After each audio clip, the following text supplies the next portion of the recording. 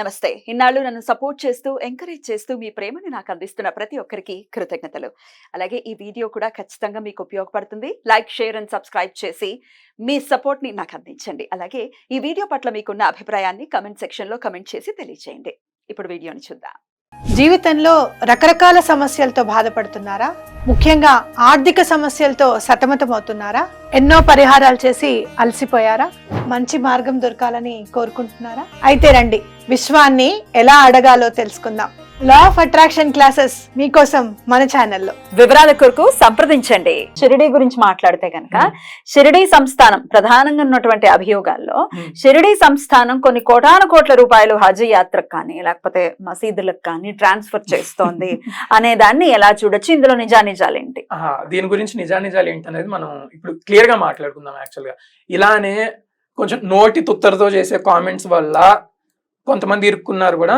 యాక్చువల్గా ఏం జరిగింది అని అంటే, ఒక 6th June 2023 ఇలానే ఒక ట్విట్టర్లో కామెంట్ 33 కోట్లు 32 కోట్లు, నాకు ఎగ్జాక్ట్ నెంబర్ గుర్తులేదు, కానీ 32 33 ఇన్ని కోట్ల అమౌంట్ని హజ్ యాత్రకి షిరిడీ వాళ్ళు ఇస్తున్నారు అన్నటువంటి ఒక అభియోగం ట్విట్టర్లో అటు ఇటు చక్కర్లు కొడుతుంటే షిరిడీ సంస్థానం వాళ్ళు రెస్పాండ్ అయ్యి బయటకు వచ్చి, మేము ఇప్పటి వరకు కూడా వచ్చే సొమ్ములో ఏమాత్రము కూడా అందులో నుంచి రూపాయి మేము ముస్లిమ్స్కి ఇచ్చింది లేదు అని వాళ్ళు ఒప్పుకొని దాన్ని కొట్టేస్తా కూడా, దాన్ని వాళ్ళు చెప్పిన దాన్ని వ్యతిరేకిస్తా కూడా ఒక కేసు ఫైల్ చేయడం జరిగింది. అది యాక్చువల్ గా పబ్లిష్ కూడా అయింది, ఇంటర్నెట్ లోకి వచ్చింది. ప్లస్ ఆ ఇంటర్నెట్ లో ఏ వెబ్సైట్ లో అయితే ఇది పబ్లిష్ అయిందో వాళ్ళు ఆ FIR ని కూడా అక్కడ పెట్టడం జరిగింది. మీ దగ్గర ఉందా ఆ FIR కూడా? చూపించచ్చా? చూపించచ్చు. రైట్, నాకు ఒకసారి FIR ఇస్తారు. మరాఠీలో ఉంటుందా? అది మరాఠీలో ఉంటది, బట్ కాకపోతే వాళ్ళు ఇచ్చిన ప్రెస్ నోట్ మటుకు వచ్చేసి ఇంగ్లీష్ లోనే ఉంటది. అది కూడా ఇవ్వండి. అది ఒకటి. సో అండ్ నెక్స్ట్ ఇంకొక విషయం, కామన్ విషయం, అసలు వెరీ కామన్ సెన్స్ అన్నమాట. మనం ఆలోచించాల్సింది, మీరు ఏ దత్తాత్రేయుల వారి క్షేత్రానికి వెళ్ళండి, దత్తావతార క్షేత్రాలకు వెళ్ళండి, అక్కడ అన్నపూర్ణ సిద్ధి ఉంటది. వేల మందికి అన్నం పెడతారు, వేల మందికి. వీళ్ళందరూ మాట్లాడేది ఏంటంటే హిందువులందరూ వెళ్తున్నారు, డబ్బులు వేస్తున్నారు అంటున్నారు, కానీ అక్కడ జరిగే అన్నదానాల్లో హిందువులు అన్నం తినట్లేదా? చెప్పండి. హిందువులకు అన్నదానం చేయట్లేదా? వాళ్ళు పిలిచి ముస్లింస్ కి అన్నం పెడుతున్నారా? హిందువులు కూడా తింటున్నారు. అంటే వీళ్ళు ఏంటంటే ఎంతసేపు ఆయన అల్లా మాలిక్ అన్నాడు, లేకపోతే ఆయన ఫకీర్ అని అంటాము అన్న ఇంటెన్షన్ తో ఇలాంటి అభియోగాలు 100 తీసుకొస్తున్నారు, 1000 తీసుకొస్తున్నారు. హజ్ యాత్రకి ఇచ్చింది అయితే అసలు ₹1 కూడా లేదు, అక్కడి నుంచి ₹1 కూడా వెళ్ళట్లేదు. సంస్థానే, షిరిడీ సంస్థానే ఒప్పుకుంది ఆయన ముస్లిం అని చెప్పి, సాయి ముస్లిం అని ఒప్పుకుంది అని చెప్పి ఒక అభియోగం. దీనికి ఆన్సర్ ఏంటి? దీనికి క్లియర్ గా చెప్తాను. అసలు యాక్చువల్ గా ఇది చెప్పాలంటే ఇలాంటివి అభియోగాలే, ఎలిగేషన్స్ అనే చెప్పాలి డైరెక్ట్ గా. ఎందుకనంటే ఈ కూతలు కూసే వాళ్ళు ఎవరైతే ఉన్నారో ఒక్కళ్ళైనా సరే ఎక్కడ అనింది అనేటువంటి క్లిప్ని, వీడియో క్లిప్ని కానీ, లేకపోతే వాళ్ళు ఎక్కడైనా వాంగ్మయం లిఖితపూర్వకంగా ఇచ్చారనేటువంటి దాన్ని కానీ మీరు తీసుకోనండి, అప్పుడు మాట్లాడదాం. యాక్చువల్ గా అసలు జరిగింది ఏంటంటే 2014లో ఎప్పుడైతే ఎంపీలో ఉన్నటువంటి శంకర పీఠాధిపతి షిరిడీ సాయినాథుల వారి మీద ఈ ముస్లింని మీరు పూజించడం ఏంటి అని ఒక అభియోగాన్ని మోపారో, అప్పుడు షిరిడీ సంస్థానం వాళ్ళు సుప్రీంకోర్టులో కేసు ఫైల్ చేయడం జరిగింది. ఆ కేసు ఎలా ఫైల్ చేశారు అంటే, సాయినాథుల వారు ఎక్కడ కూడా నేను ముస్లిం అని చెప్పుకోలేదు, జనరల్ గా అల్లా మాలిక్ అని అనేవాడు, ప్లస్ అలానే ఆయన ఒకనొక చోట నేను సద్బ్రాహ్మణుని అని ఆయనే చెప్పుకున్నారు. ఇది మీకు చరిత్రలోనే కనబడుతుంది, నేను సద్బ్రాహ్మణుని కూడా ఆయనే చెప్పుకున్నారు. అలానే ఆయన అల్లా మాలిక్ అని కూడా అనేవారు, ముస్లిం వాళ్ళతో ముస్లిం పూజలు చేపి దానికి సంబంధించినటువంటివి చేపించేవాళ్ళు, హిందువులకు సంబంధించిన విష్ణు సహస్రనామ పారాయణం కానీ, భగవద్గీత పారాయణం కానీ, ఏకనాథ భాగవతం ఎన్నో సార్లు ఉంటది అన్నట్టుగా ఆయన చేపించేవాళ్ళు అనమాట. సో అందుకని వీళ్ళు ఫైల్ చేసింది ఏంటంటే, ఈయన సద్బ్రాహ్మణుడిని పట్టుకొని ఒక ముస్లిం అని, భగవంతుడు కాదు అని, ఒక పిశాచాన్ని మీరందరూ పూజిస్తున్నారు అన్నట్టుగా ఆ ఎంపీ శంకర పీఠాధిపతి చేసినటువంటి అభియోగానికి షిరిడీ వాళ్ళు, సంస్థానం వాళ్ళు వెళ్ళి సుప్రీంకోర్టులో కేసు ఫైల్ చేయడం జరిగింది. అప్పుడు సుప్రీంకోర్టు వాళ్ళు ఏంటంటే, ఇది సాయిబాబా చూస్తేనేమో ఒక పెద్ద సెయింట్, అంటే కోర్టు పరిభాషలో చెప్తున్నాను అనమాట, ఒక పెద్ద సెయింట్. ఈయన చూస్తేనేమో ఒక పెద్ద పీఠాధిపతి. ఇది కూడా వచ్చేసేసి సనాతన ధర్మానికి సంబంధించినటువంటి వాళ్ళే వచ్చారు. ఒక అన్యమతస్తులు అయితే వాళ్ళు ఏమన్నా చేయగలరు, కానీ ఇందులో మనలో మనమే కొట్టుకుంటా అక్కడికి వెళ్ళామన్నమాట. అప్పుడు సుప్రీంకోర్టు వాళ్ళు ఏం చేశారనంటే, ఇందులో మేము తలదూర్చున్న ఆయన మీరు చూసుకోండి, మీరేదో సర్దుబాటు చేసుకోండి అని చెప్పి కేసు డిస్మిస్ చేశారు. యాక్చువల్ గా అయితే జరిగింది అది.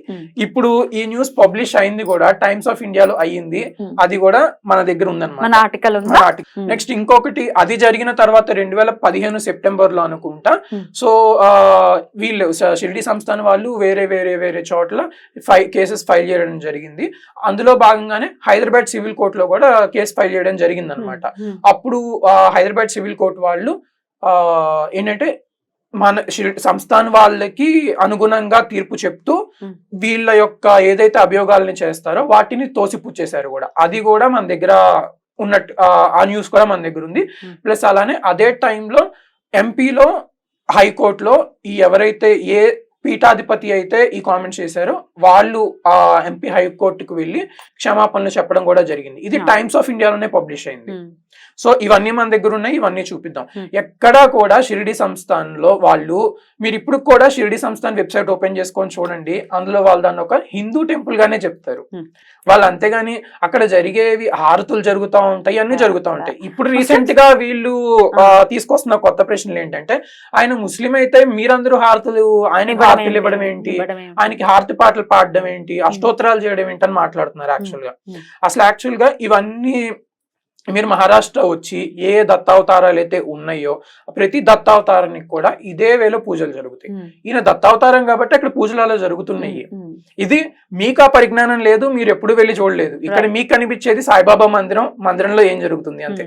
మీరు ఎప్పుడు వెళ్ళి స్వామి సమర్థ మందిరంలో చూస్తారా, లేకపోతే మాణిక్య ప్రభువుల వారి మందిరంలో చూస్తారా? మీరు ఎక్కడ ఏమీ చూడరు. అక్కడ ఏం జరిగినా యాక్సెప్టబుల్, ఎందుకంటే వాళ్ళు హిందువులు అన్న థాట్ ప్రాసెస్ లో ఉన్నారు, ఈయన మాత్రం ఫకీర్ అన్న థాట్ ప్రాసెస్ లో ఉన్నారు. రైట్ అండి. ఇప్పుడు ఇంకొక ప్రశ్న ఏంటి అంటే, షిరిడీలో జరుగుతున్నటువంటి రకరకాల మీరు అన్నట్టుగా పూజలు కానీ లేకపోతే ఈ వైదిక క్రతువులు కానీ ఏవి జరిగినా కూడా ఆయన పాదాల కింద శివయ్యను పెట్టుకోవటం, శివుడి విగ్రహాన్ని పెట్టారు అని కొన్ని అభియోగాలు, లేకపోతే ఇట్లా రకరకాలు, ఇవన్నీ ఎట్లా చూడొచ్చు అనుకోవచ్చు? ఇది పాదాల కింద పెట్టినట్టుగా ఎక్కడ లేదు. మీరు క్లియర్ గా చూస్తే ఏంటంటే, అక్కడ ఆయన యొక్క పాదం నుంచి కొంచెం ముందుకు వస్తే ఒక భగవంతుడిని పెట్టడానికంటూ కూడా ఒక స్పెసిఫిక్ స్పేస్ వాళ్ళు కేటాయిస్తారు షిరిడీలో.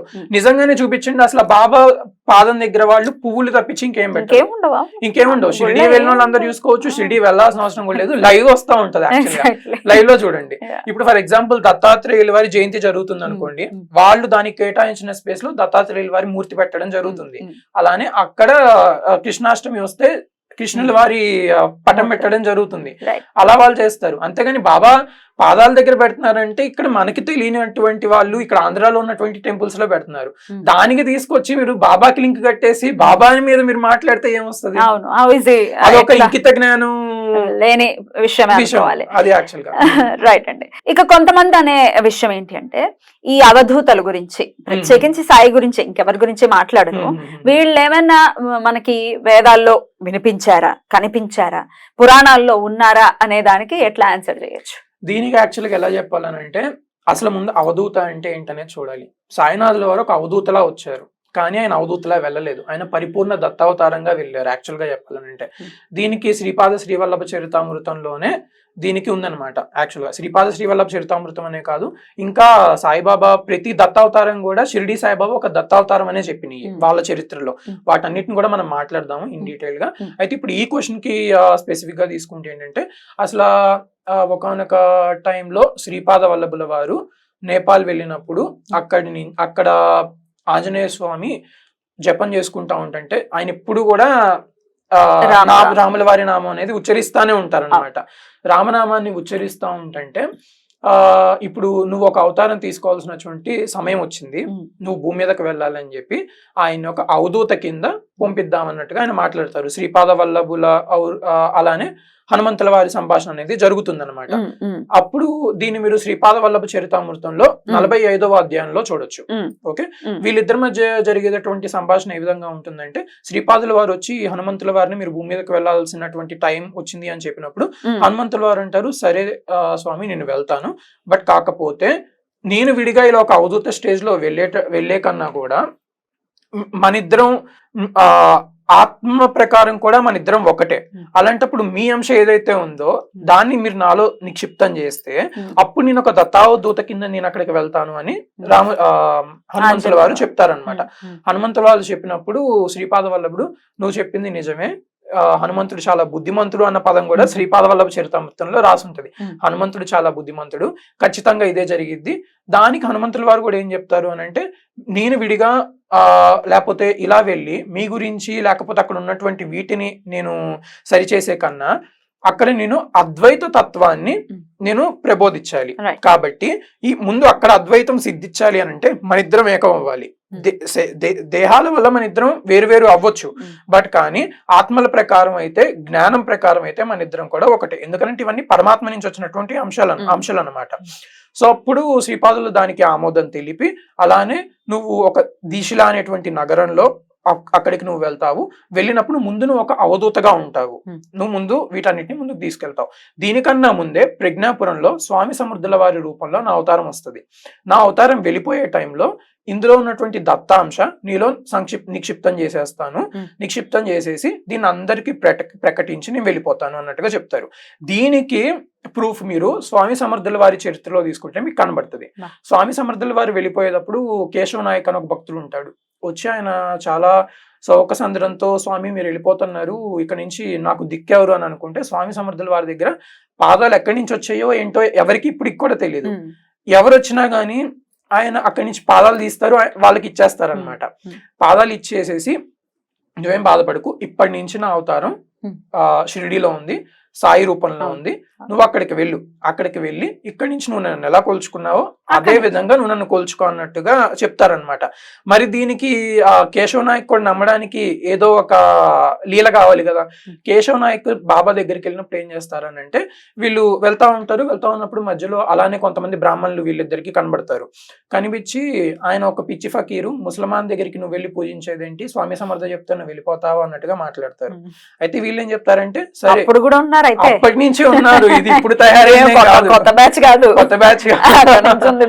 అక్కడి నుంచి ఉంది ఇదంతా. అయితే వీళ్ళు అంటారు కేశవ నాయక్, స్వామి సమర్థుల వారి మాట అంటే మాకు తిరుగులేంది, కావాలంటే నువ్వురా, నేను దాన్ని నీకు నిరూపించి చూపిస్తానని అక్కడ చెప్పి వాళ్ళిద్దరిని తీసుకెళ్ళడం జరుగుతుంది. కేశవ నాయక్ యొక్క పుత్రుడు రామచంద్ర నాయక్, తన పేరు యాక్చువల్ గా. వీళ్ళిద్దరు వెళ్తారు. వెళ్ళినప్పుడు ఏం జరుగుతుంది అని అంటే, బాబా అక్కడ కూర్చున్న వీళ్ళ నలుగురు వెళ్తారు అక్కడికి, ఇద్దరు బ్రాహ్మణులు, కేశవ నాయక్, రామచంద్ర నాయక్. వెళ్ళినప్పుడు బాబా వాళ్ళని చూసి చాలా ఆప్యాయంగా రిసీవ్ చేసుకొని, మీ ఇద్దరు కేశవ నాయక్ ని రామచంద్ర నాయక్ ని చూపించి, మీ ఇద్దరు నా దగ్గర ఉండొచ్చు, వాళ్ళిద్దరికి నా మీద నమ్మకం లేదు, వాళ్ళిద్దరిని పంపించాయని చెప్పి వెళ్ళిపోమంటారు.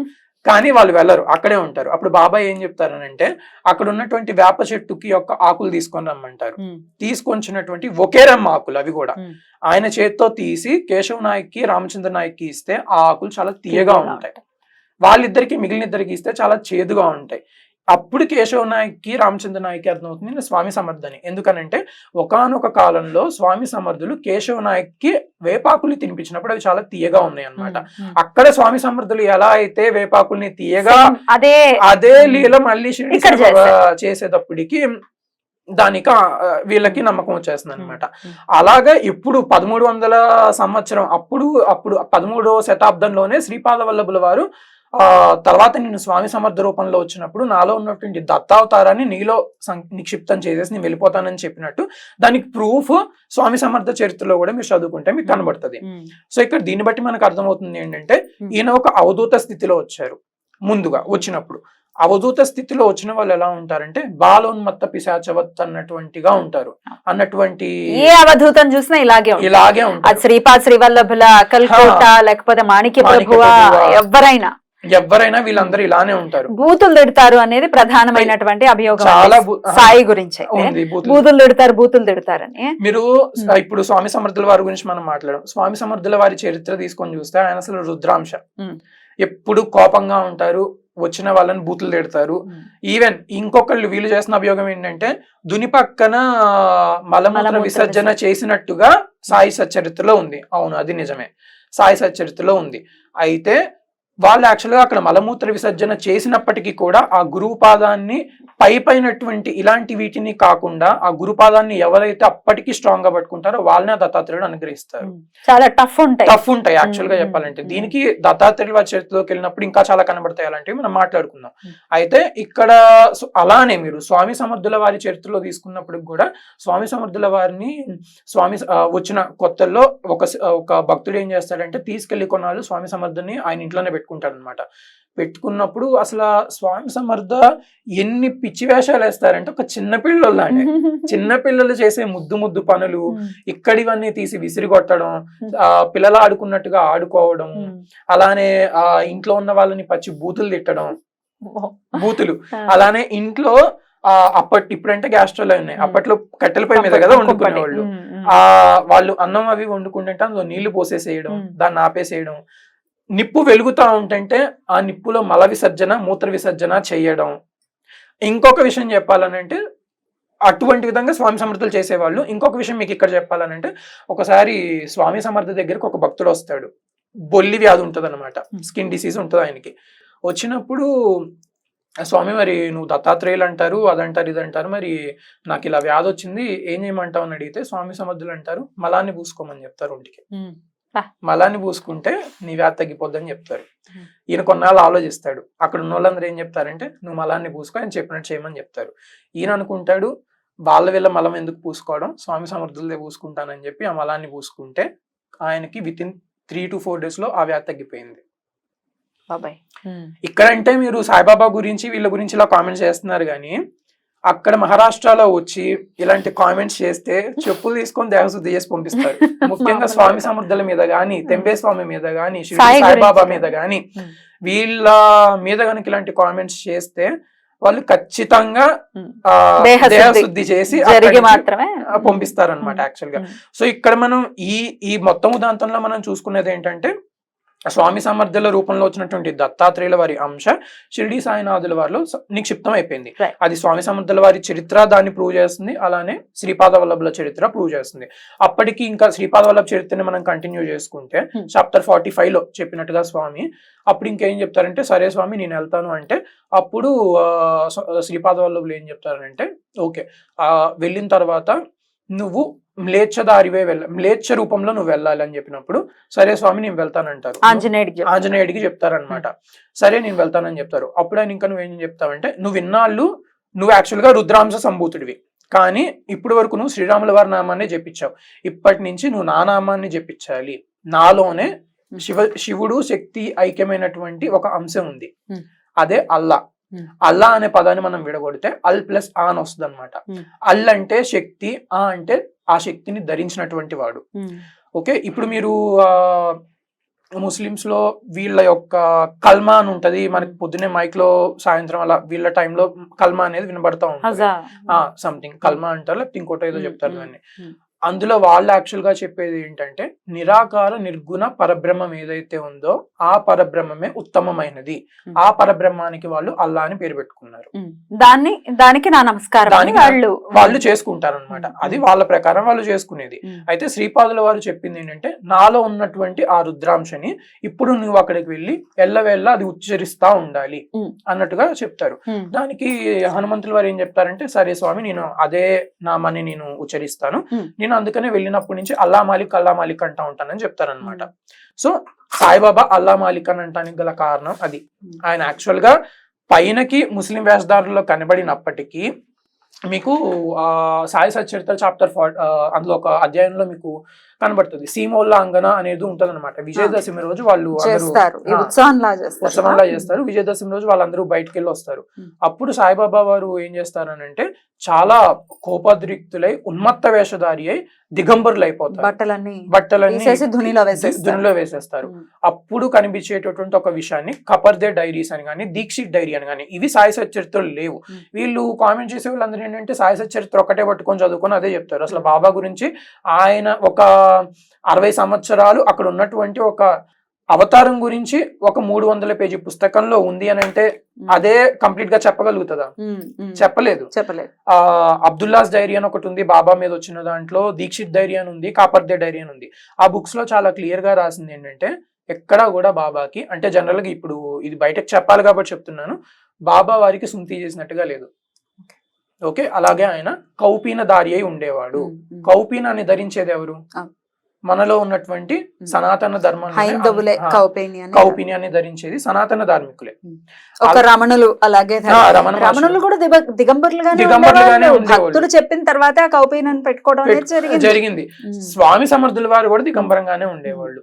స్టార్టింగ్ చేసేస్ లో మాణిక్య ప్రభు వాళ్ళు కూడా ఆయన కూడా దిగంబరంగానే ఉండేవాళ్ళు అనమాట. యాక్చువల్ గా చెప్పాలని అంటే చివటమమ్మ అయితే అసలు కౌపీనం కూడా ధరించేవారు కాదు, మళ్ళీ స్త్రీ రూపంలో స్త్రీ రూపంలో అవధూత ఆ స్థితిలో ఉండి కూడా. సో ఏంటంటే ఆయన పైకి ఉన్నటువంటిది ముస్లిం వేషధారి ఉంటాడు, బట్ కానీ ఇంటర్నల్ గా చూసుకున్నప్పటికి మాత్రం సనాతన ప్రిన్సిపల్స్ ని గాని సనాతన ధర్మాన్ని మాత్రమే ముందుకు తీసుకొని వెళ్ళారు.